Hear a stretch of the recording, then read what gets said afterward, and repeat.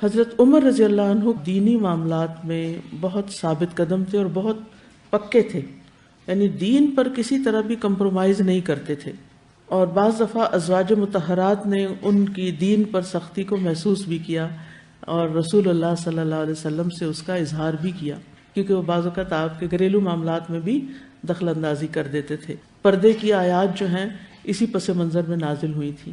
حضرت عمر رضی اللہ عنہ بعثت نبوی کے 6 سال مسلمان ہوئے تھے، اور اس وقت ان کی عمر صرف 27 ایئرز تھی، 27 سال کے تھے، یعنی ایک طرح سے نوجوان تھے، اور یہ نبی صلی اللہ علیہ وسلم کے ساتھ بدر، احد اور دیگر تمام جنگوں میں حاضر رہے، کئی چھوٹے لشکروں میں بھی گئے تھے اور بعض لشکروں کے امیر بھی بنے تھے، اور یہ نبی صلی اللہ علیہ وسلم کے ہمراہ احد کے دن جو لوگ ثابت قدم رہے تھے ان میں سے ایک تھے اور سابقون الاولون میں سے تھے۔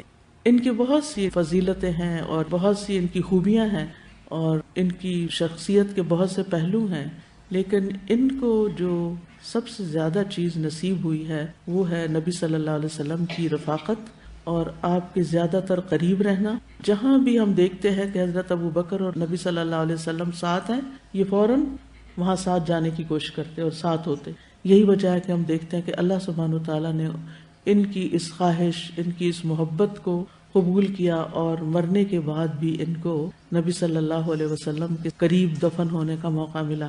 یہ سعادت اور یہ نعمت ہر ایک کو نہیں ملتی، یہ بہت بڑا درجہ ہے اور بہت بڑی سعادت ہے۔ حدیث میں آتا ہے کہ نبی صلی اللہ علیہ وسلم ان کے اسلام لانے سے پہلے فرمایا کرتے تھے، یا اللہ ابو جہل اور عمر بن خطاب میں سے جو تجھے زیادہ پسند ہو اس سے اسلام کو تقویت پہنچا، کیونکہ یہ کبھی تھے، بہادر تھے۔ راوی فرماتے ہیں چنانچہ عمر رضی اللہ عنہ ہی اللہ کے نزدیک محبوب نکلے کہ اللہ سبحانہ وتعالیٰ نے ان کو ہدایت دے دی۔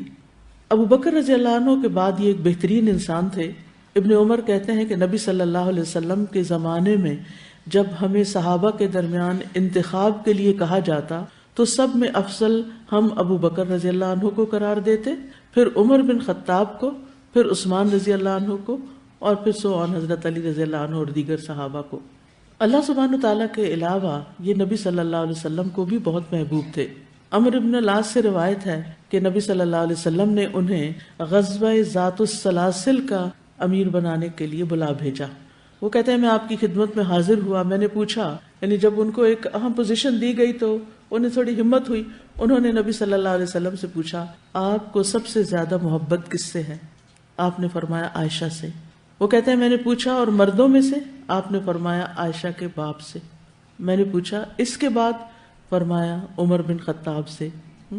تو وہ کہتے ہیں کہ میں نے سوچا کہ کاش میں یہ سوال نہ ہی کرتا، کیونکہ ان کا خیال تھا کہ شاید آپ صلی اللہ علیہ وسلم ان کے بارے میں یہ فرمائیں گے، کیونکہ اس کی ایک وجہ یہ بھی تھی کہ آپ صلی اللہ علیہ وسلم کا صحابہ کے ساتھ ایسا تعلق تھا کہ ہر ایک یہ سمجھتا تھا کہ آپ سب سے زیادہ اسی سے محبت کرتے ہیں، اور یہ آپ کی توجہ دینے کی وجہ سے تھا، یعنی آپ اپنے ساتھیوں پر توجہ دیتے تھے، ان کا خیال رکھتے تھے۔ عمر رضی اللہ عنہ کے اسلام قبول کرنے سے مسلمانوں کو عزت ملی۔ آپ کا قبول اسلام کی ایک بہت بڑی فتح تھی اور اس سے لوگوں کو ہجرت میں مدد ملی۔ اسی طرح مسلمانوں کو کعبہ میں نماز پڑھنے کا موقع ملا۔ عبداللہ بن مسعود کہتے ہیں ہم کعبہ کے پاس نماز پڑھنے کی قدرت نہ رکھتے تھے، یہاں تک کہ عمر رضی اللہ عنہ مسلمان ہو گئے، اور جب حضرت عمر مسلمان ہو گئے تو انہوں نے قریش سے لڑائی کی، یہاں تک کہ کعبہ کے پاس جا کر نماز پڑھی، اور ہم نے بھی پھر ان کے ساتھ پڑھی، کیونکہ انہوں نے چیلنج کیا تھا نا، ہے کوئی پھر جو آگے آئے میں اسے نبٹ لوں گا۔ دین میں بہت شدید تھے۔ نبی صلی اللہ علیہ وسلم نے فرمایا میری امت میں سے میری امت پر سب سے زیادہ مہربان ابو بکر ہیں، اور اللہ کے دین کے معاملے میں سب سے زیادہ سخت عمر ہیں۔ ان کی زبان اور دل پر حق جاری ہوتا تھا۔ رسول اللہ صلی اللہ علیہ وسلم نے فرمایا اللہ نے عمر کے دل اور زبان پر حق جاری کر دیا ہے۔ ابن عمر فرماتے ہیں کوئی واقعہ ایسا نہیں جس میں عمر رضی اللہ عنہ اور دوسرے لوگوں نے کوئی رائے دی ہو اور قرآن عمر رضی اللہ عنہ کے قول کی موافقت میں نہ اترا ہو، یعنی وہ حضرت عمر کی رائے کے مطابق نازل ہو جاتا، یعنی اس خاص مسئلے میں۔ شیطان بھی ان سے ڈرتا تھا۔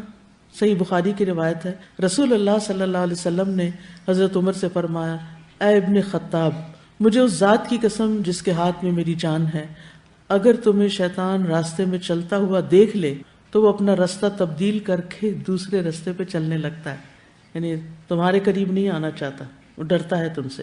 رسول اللہ صلی اللہ علیہ وسلم نے فرمایا، میں شیطان جنوں اور شیطان انسانوں کو دیکھتا ہوں، وہ عمر سے بھاگ جاتے ہیں۔ بہت باروب تھے۔ ابن کثیر کہتے ہیں آپ اللہ کی رضا کے معاملے میں بہت منکسر المزاج تھے، کھردری زندگی گزارنے والے، سوکھی روٹی کھانے والے، اللہ کی ذات کے معاملے میں بڑے سخت، کپڑوں میں چمڑے کے پیوند لگواتے، اپنے کندھوں پر مشق اٹھا لیتے، باوجود اپنی ہیبت اور شخصیت کے گدھے کی ننگی پیٹھ پہ سوار ہو جاتے، اونٹ پر کھجور کے پتوں کی نکیل ڈالے ہوئے سواری کی، بہت کم ہنسنے والے تھے، کسی سے ہنسی مذاق نہیں کرتے تھے، لوگوں سے مذاق نہیں کرتے تھے۔ ان کی انگوٹھی کے نگینے پر یہ نقش تھا، اے عمر، موت ہی نصیحت کرنے کو کافی ہے۔ حضرت علی رضی اللہ عنہ اور حضرت عمر رضی اللہ عنہ کے درمیان ایک اچھا تعلق تھا۔ ابن عباس کہتے ہیں کہ جب عمر رضی اللہ عنہ کو شہادت کے بعد ان کی چارپائی پر رکھا گیا تو تمام لوگوں نے نعش مبارک کو گھیر لیا، یعنی سب لوگ آس پاس آ گئے اور ان کے لیے دعا اور مغفرت کرنے لگے۔ نعش ابھی اٹھائی نہیں گئی تھی، میں بھی وہیں موجود تھا۔ اسی حالت میں اچانک ایک صاحب نے میرا شانہ پکڑ لیا، کندھا پکڑا، میں نے دیکھا تو وہ علی رضی اللہ عنہ تھے۔ پھر انہوں نے حضرت عمر رضی اللہ عنہ کے لیے دعائے رحمت کی اور ان کی نعش کو مخاطب کر کے کہا، آپ نے اپنے بعد کسی بھی شخص کو نہیں چھوڑا کہ جسے دیکھ کر مجھے یہ تمنا ہوتی کہ اس کے عمل جیسا عمل کرتے ہوئے میں اللہ سے جا ملوں، اور اللہ کی قسم مجھے تو پہلے سے یقین تھا کہ اللہ آپ کو آپ کے دونوں ساتھیوں کے ساتھ ہی رکھے گا، یعنی آپ انہی دو کے ساتھ ہوں گے۔ میرا یہ یقین اس وجہ سے تھا کہ میں نے اکثر نبی صلی اللہ علیہ وسلم کی زبان سے یہ الفاظ سنے تھے کہ میں، ابو بکر اور عمر گئے، یعنی کسی بھی کام پر، کسی بھی جگہ پر، میں، ابو بکر اور عمر داخل ہوئے، میں، ابو بکر اور عمر باہر آئے، یعنی نبی صلی اللہ علیہ وسلم حضرت ابو بکر کے ساتھ ان کا بھی ذکر کیا کرتے تھے۔ اب آپ دیکھیے کہ بعض اوقات غلط پروپیگنڈے کی وجہ سے ایسے صحابہ کو بدنام کیا جاتا ہے اور ان کی قدر گھٹائی جاتی ہے، جن کو اللہ نے رسول اللہ صلی اللہ علیہ وسلم کی معیت، صحبت، ساتھ دنیا میں بھی دیا اور موت کے بعد بھی دیا۔ اگر ان کے خلاف ہم اپنے دل میں کسی قسم کی نفرت رکھتے ہیں تو پھر کیا ہوگا؟ کیا جواب دیں گے؟ جس سے اللہ محبت کرتا ہو اور جس سے رسول اللہ صلی اللہ علیہ وسلم محبت کرتے ہوں، پھر ہمیں اس کے بارے میں کیا کرنا چاہیے؟ ہمیں بھی اس سے محبت کرنی چاہیے۔